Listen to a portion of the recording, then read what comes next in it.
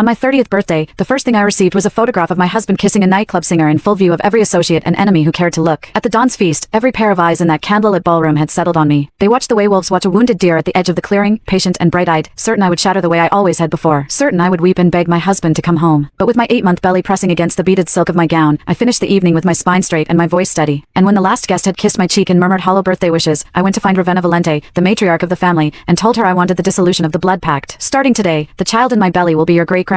But it will have nothing to do with Zeno. Ravenna never imagined that I, the woman who had once loved her grandson so fiercely that I would have swallowed poison for him, could stand in front of his open betrayal with dry eyes and a voice like polished marble. She never imagined I would choose to keep the heir but sever the father. She didn't know that from the moment I learned I was carrying this child, Zeno had been keeping company outside our home. Young models, minor actresses from the entertainment fronts, women who smelled like other men's cigarettes and cheap champagne, cycling through his private suite at the social club like a revolving door. Every time, I had sobbed. I had screamed. I had stood in the foyer of the Valente compound in my nightgown, pitifully begging him to come home. And every time, the next morning, Zeno walked out with his collar pressed and his jaw set, and the grapevine carried fresh photographs of his mouth on yet another new woman. Last night, because the pregnancy had turned vicious, cramps twisting through my lower back like fists, I called him. What I heard on the other end was not his voice. Not at first. First came the sounds, tangled breathing, a low laugh, the clink of a glass being set down. Zeno. A woman's voice, throaty and sweet as poisoned honey. Tell me, between me and that woman, who holds more space in your heart? I pressed the phone harder against my ear. I heard him clearly, the man who had once sworn before God and the matriarch that he would protect me until his blood ran cold. His voice was thick, heavy with want. Of course it's you. That woman was dull from the start. After she got pregnant, she puffed up like a pig. Just seeing her makes me want to throw up. In that moment, the baby in my belly went still, and the heart in my chest went quiet too. Since Zeno was no longer the Zeno who had once cared for me, I chose to cut away the father, keep the child, and hand him back his freedom. Only after I truly disappeared did he lose his mind searching for me. On my 30th birthday, the first surprise I received was a photograph that spread across the grapevine like wildfire. In the image, Zeno had his hand wrapped around the back of a woman's neck, pulling her into a kiss. She was Maeva Lazari, a singer at a lounge connected to a rival outfit. The photograph had been taken at a public venue, deliberately, brazenly, as if he wanted the entire underworld to see. But an hour earlier, he had been kneeling in front of me in our bedroom at the compound, pressing his lips to my swollen stomach, whispering promises to the child inside. Every guest at the feast turned to look at me at once. Some faces held pity, most held the barely concealed hunger of people who had come to watch a fire burn. Signora. The household courier had sweat beading at his temples. He pulled the phone from the table and stepped to the side, shielding the screen with his body. Do you want me to shut this down? I can make the calls. Have the image scrubbed. He kept his voice low, careful, the way one speaks near a woman who has shattered before and might shatter again. He was thinking of the baby. My voice was calm. No need. Just go ahead and cut the cake. His throat worked. Should we not wait for the Don to return? I shook my head. No need. The room shifted. The spectators who had arranged themselves for the show went still in their chairs, wineglasses suspended halfway to their lips. Someone had placed that photograph in front of me on purpose. Someone in this very room had wanted to watch me fall apart, sobbing the way I had every other time. They had expected the performance, the tears, the spectacle of the Don's pregnant wife losing her dignity in front of the entire family, but I did not give it to them.